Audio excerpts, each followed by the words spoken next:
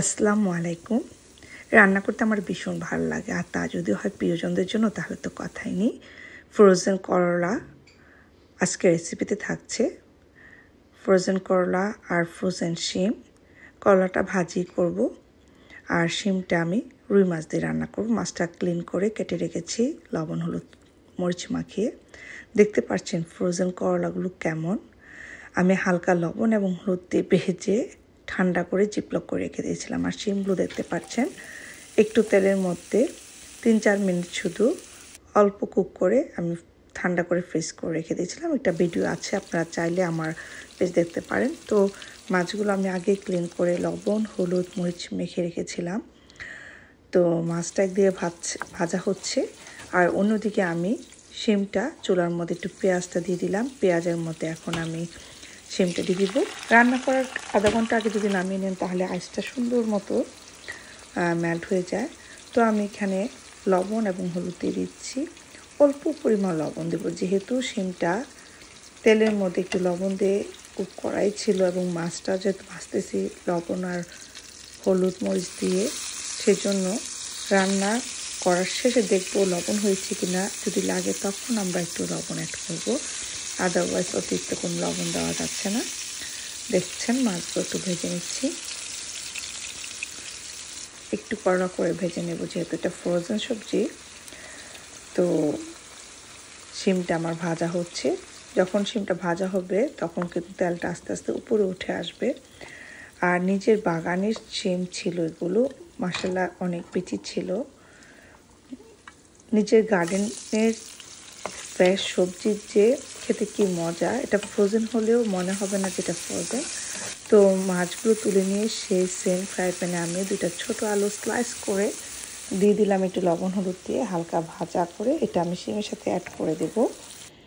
আর সব ধরনের মশলা হলুদ ধনে জিরে মরিচের গুঁড়ো দিয়ে দিয়েছিলাম 1/2 চামচ করে, আর একটা টমেটো কেটে দিয়ে দিয়েছি।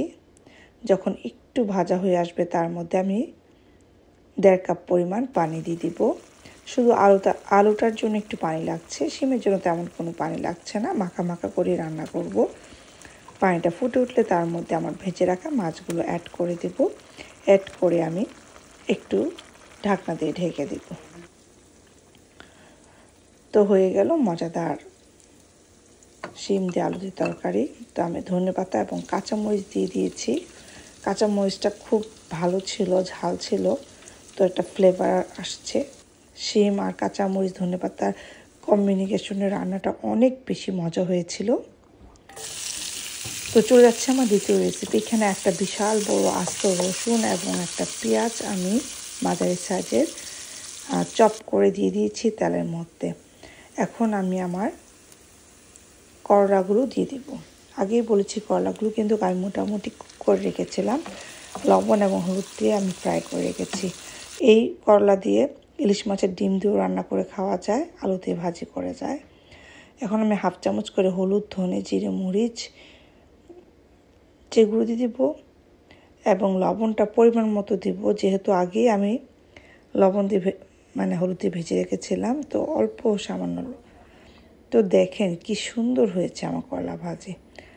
তো মেজি ছেলে করলাও খাবে না, শিম অল্প একটু খাবে, তার জন্য আমাকে আবার একটা চিকেন নামাতে হয়েছে।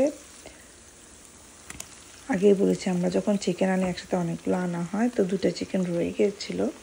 তো আজকে ভাবলাম যে না, একটা চিকেন রান্না করব। তো আমি প্রথমে ফ্রাই প্যানে পেঁয়াজ দিয়ে সকল ধরনের গরম মশলা দিয়ে একটু হালকা ভাজা হওয়ার পর চিকেনটা দিয়ে দিয়েছি। এখন চিকেনটা ভাজা হয়ে গেছে, লবণ আর হলুদ দিয়ে আমি একটু ভেজে নিয়েছিলাম। এখন আদা বাটা রসুন বাটা ধনে জিরে মরিচ হলুদের গুঁড়া আর 1/2 চামচ লবণ দিয়ে আরও কিছুক্ষণ কষিয়ে নিয়েছি। কষানো হয়ে গেলে এখানে 2টা আলু কিউব করে কেটে দিয়ে দিয়েছি। দেওয়ার পরে আরও কিছুক্ষণ রান্নার পরে আমি 4 থেকে 5 মিনিট রান্নার পরে আমি পানি দিয়ে দিলাম। পানি দিয়ে দিলাম 1.5 কাপ পরিমাণ পানি, এবং কভার করে রেখে দিয়েছি। আজকে একটা কিচেন টিপ শিখিয়ে দিচ্ছি। বাজার থেকে মরিচ আনার পরে মরিচের বুটোগুলো ফেলে যদি একটা বক্সে রেখে দেন তাহলে কিন্তু 1 মাসের উপর ভালো থাকে। তো আমি রাতে খানা